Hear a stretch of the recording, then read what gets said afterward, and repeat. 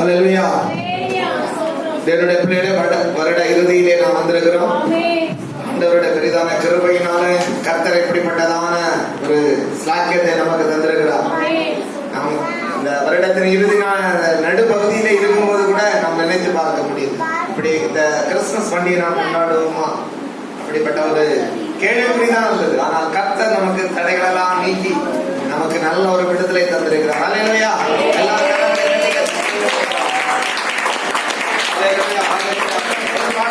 பாடி நம் ஆண்டவரை நாம் மையப்படுத்தி இந்த நாளிலே குடும்ப ஆராதனை என்று வைத்திருக்கிறோம். குடும்ப ஆராதனை, அதாவது கர்த்தர் இந்த வருடம் முழுவதும் நமக்கு செய்த நன்மைகளை நாம் நினைத்து நமக்கு ஜீவனை தந்திருக்கிறார். எத்தனையோ குடும்பங்கள் நினைக்கின்றன.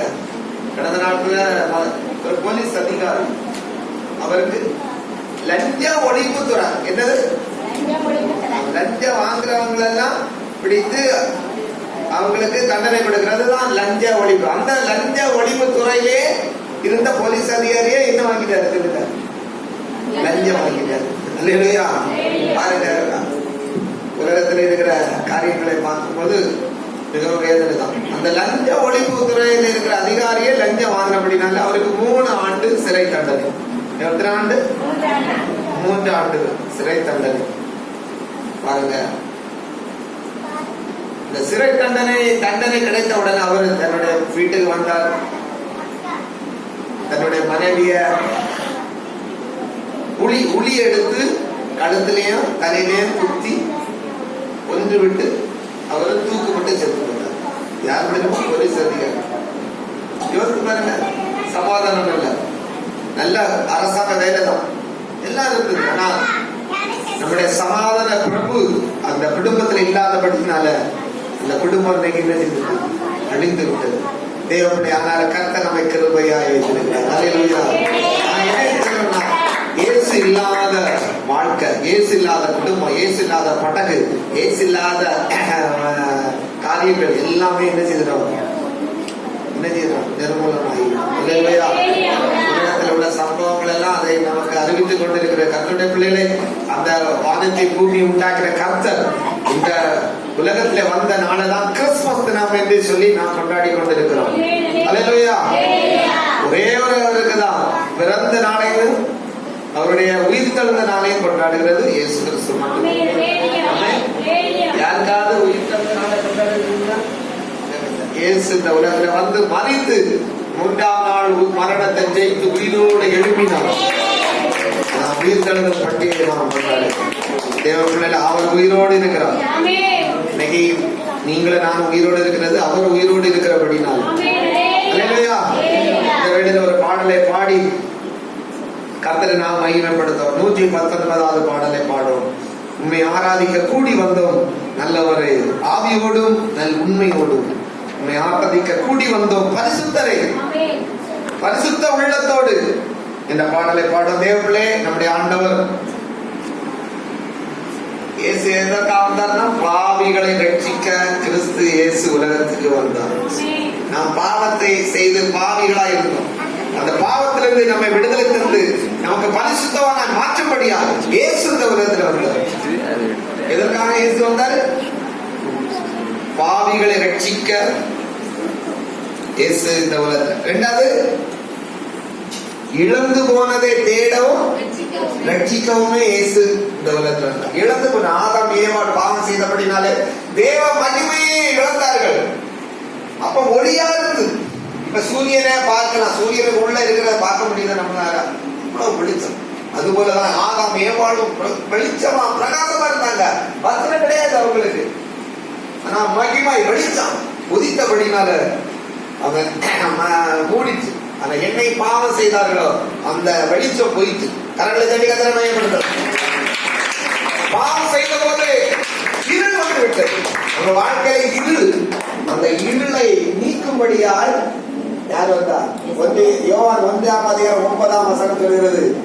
வாசிங்க, யோவான் 1:9 வாசிங்க. உலகத்தில்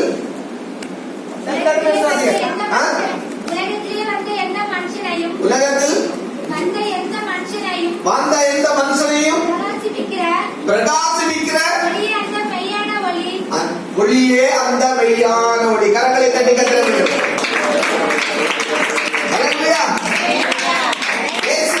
பாவ இருள் இருந்த நம்மை பிரகாசிக்கும்படியாக ஒளியாக இயேசு உள்ள வந்தார். நம்ம பாவ இருளெல்லாம் போயிட்டு எல்லாரும் கரங்களை தட்டி கட்டுறது. இயேசு ஒளியாக இருக்கிறார். நீங்க என்ன கேட்டான்? ஒளியை தேடி எங்கே போகிறது என்றான். உங்களுக்குள்ளே வந்து விட்டார் ஒளி. ஆமா, அவர் ஒளியா இருக்கிறார். பாவிகளை வச்சுக்க இயேசு வந்தாரு.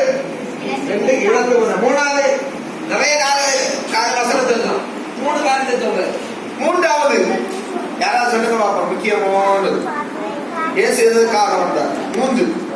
1 பாவிகளை ரட்சிக்க, 2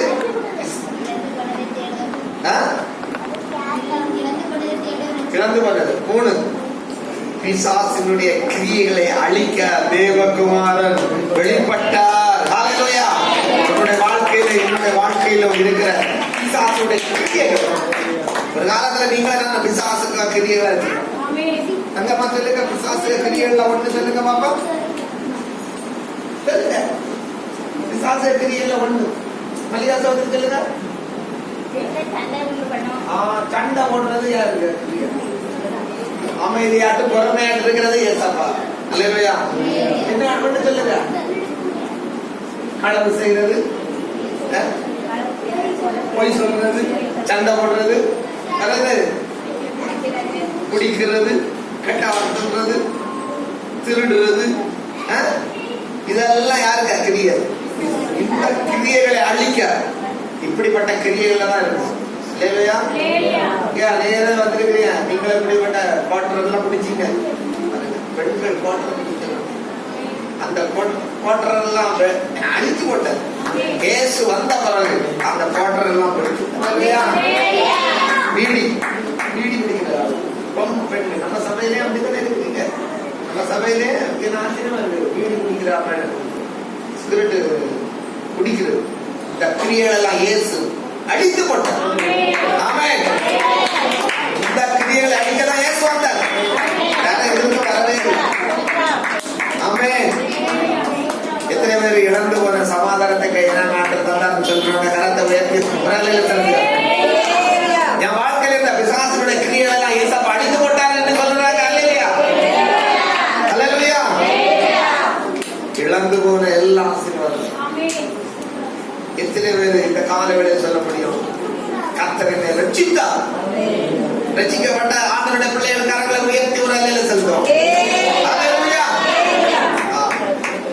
இந்த வேளையில இந்த பாடலை பாடும் பாருங்க. அதை சொல்ல உண்மை ஆராயக்கூடிய இந்த பரிசுத்தரே, நீர் செய்த நன்மைகள் ஏராளம், உமக்கு ஆராதனை, உந்தன் கிருபைகள் தாராளம். காலைதோறும் அவருடைய கிருபை புதியவைகள். அர்த்தமுள்ள பாடல். நம்ம எல்லாரும் இதை சிந்தித்து உணர்ந்து பாடி கர்த்தரை மையப்படுத்தும்.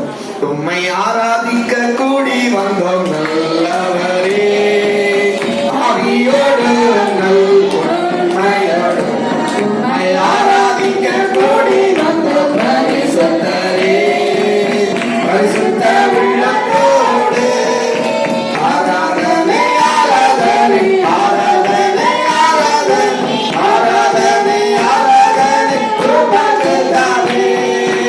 ஆராதனை ஆராதனை ஆராதனை ஆராதனை ஆராதனை ஆராதனை உமக்கு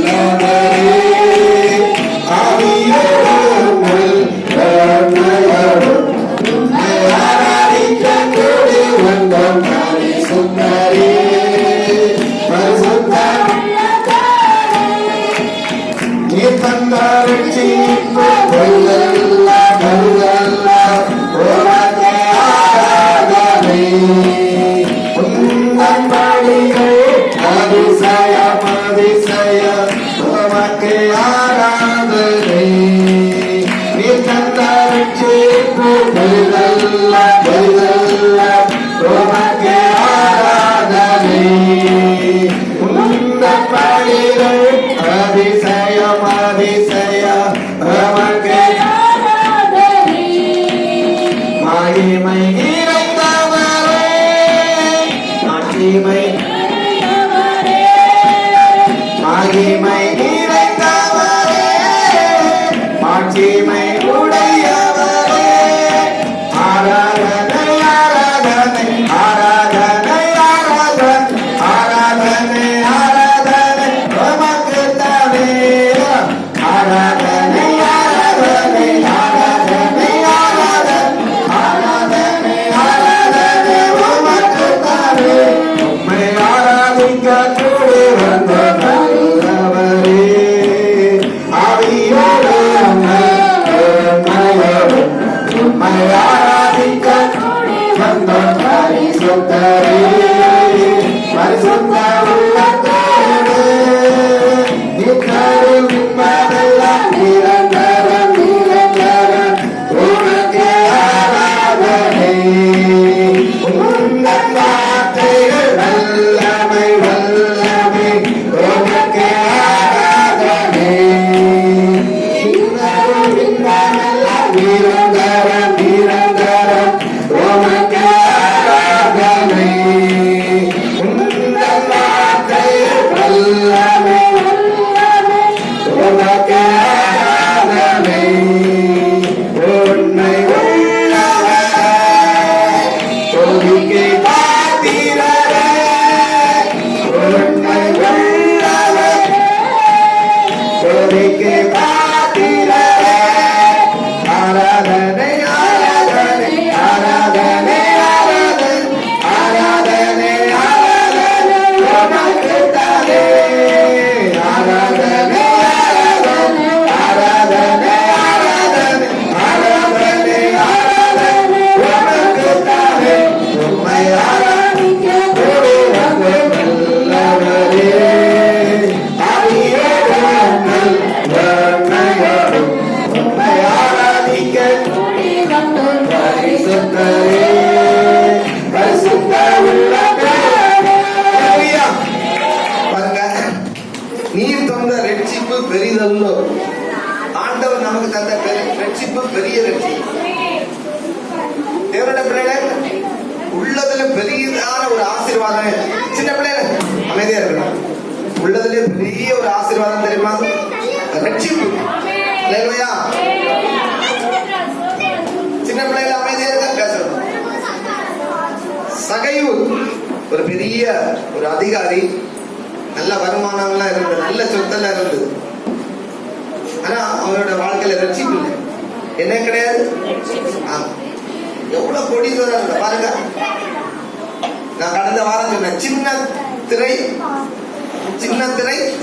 சித்திரா சின்ன திரை சித்திரா அழகி நல்ல நடனக்காரி நல்ல பேர் புகழ் பெற்றவள் பாருங்க துடிப்பானவள் ஆனா என்ன இல்லை பணம் இருந்தது நல்ல கணவன் இருந்தார் எல்லாம் இருந்தது ஆடி கார் இருந்தது என்ன காரு ஆடி கார்னா கோடி ரூபா அந்த கார் பெரிய பெரிய ஆட்கள் தான் வாங்கி யூஸ் பண்ண முடியும் அப்படிப்பட்ட விலைக்கு அந்த கார் இருந்தது ஆனா ஆடி காரோட பெரியவர் யாரு அல்லேலூயா இயேசு இல்லங்க ஆமென் நீ சின்ன வீட்டுல இருந்தாலும் அந்த பெரியவர் உள்ளத்துல இருந்தா அதான் பெரிய ஒரு ஆசை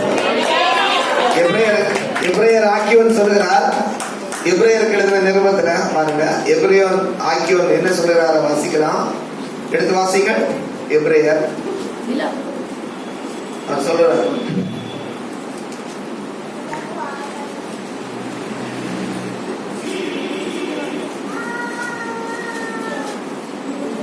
ரெண்டாம் அதிகாரம் 4ஆம் வசனத்தை ஒருவர் வாசிங்க. எப்படி ஆக்கியன் என்ன சொல்றாரு? அடையாளங்களினாலும்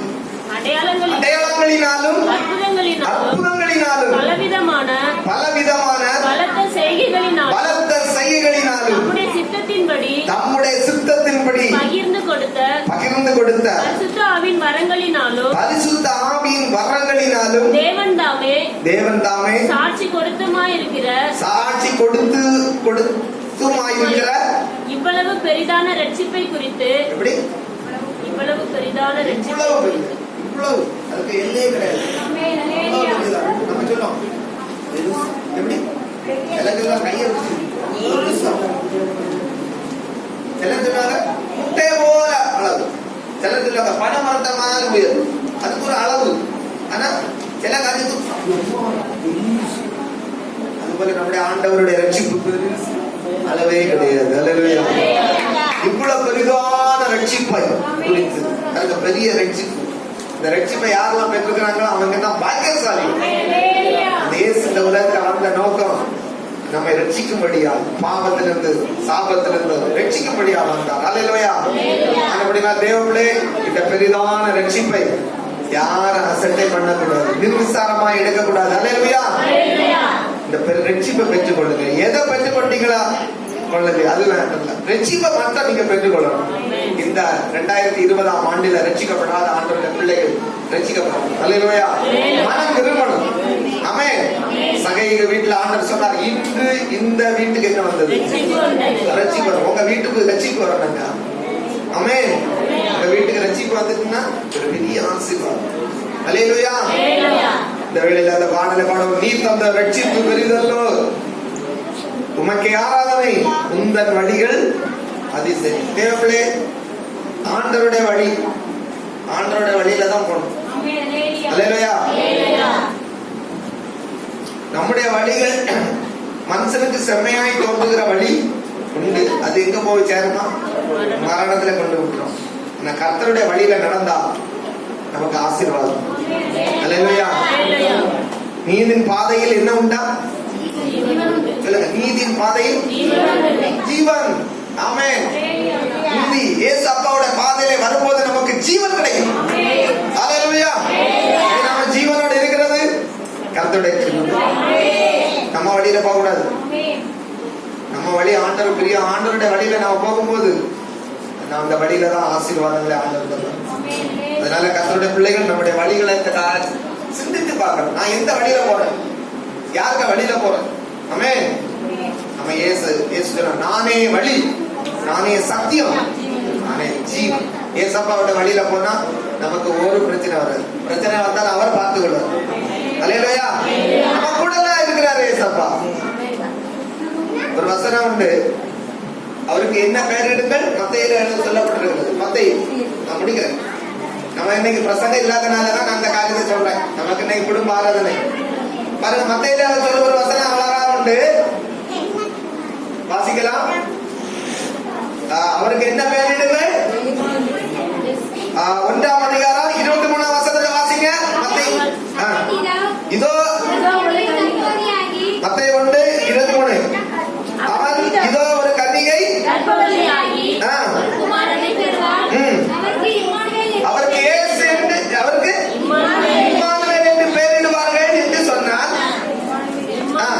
இம்மானுவேல் என்பதற்கு தேவன் நம்மோடு இருக்கிறார் என்று அர்த்தம். அல்லேலூயா. தேவ பிள்ளைய ஆண்டவர் உன்னோடு இருக்கிறார். அல்லேலூயா. ஏசப்பா யாருக்குள்ள இருக்கிறார்? நம்மோடு இருக்கிறார். இயேசு கிறிஸ்து கடைசியா சொன்னார், என்ன வார்த்தை சொல்லிட்டு போறார் தெரியுமா? இதோ உலகத்தின் முடிவு பரியந்தம் சகல